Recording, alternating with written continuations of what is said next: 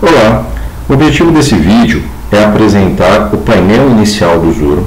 Então, quando você acessa o Zurmo, você sempre entra nessa tela de boas-vindas e você tem as opções de ir ao painel, aqui ou por aqui pelo botão início. Você pode também não mais exibir essa tela de boas-vindas, simplesmente clicando aqui não exibir mais essa janela. E na tela de boas-vindas você tem algumas informações úteis que são a Wikipedia, o manual do Zurmo CRM, várias matérias e tutoriais sobre o Zurmo CRM e vídeos do Zurmo CRM, ok?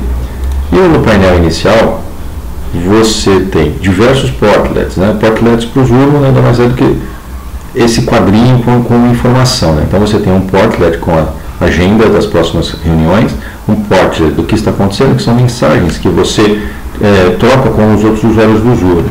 O objetivo é compartilhar informações, resolver dúvidas e assim por diante. Claro, a vantagem disso é que as mensagens ficam compartilhadas, melhor dizendo, elas ficam centralizadas no Zurmo, né, e fácil de ser pesquisada, de ser acessada. Então, criar uma mensagem, você simplesmente coloca um texto aqui, clica no botão comentário. Essa mensagem aqui você pode criar comentários em cima, né? As outras pessoas podem interagir e com isso fica fácil de trocar informação. Você tem portlets relacionados às tarefas abertas, você tem portlets relacionados a missões, tá? Missão, vou explicar isso no próximo vídeo, mas missão é uma tarefa que é colocada pelo responsável do Zurmo ou pelo administrador do Zurmo, é uma tarefa que é colocada para todos os usuários. Você tem um portlet relacionado às atividades. Atividades, elas são as anotações que você faz nas suas contas, nos seus leads, nos seus contatos, nas suas oportunidades e assim por diante. E por padrão, você tem dois gráficos do Zurmo, que são as oportunidades pela fase de vendas e as oportunidades pela origem do lead.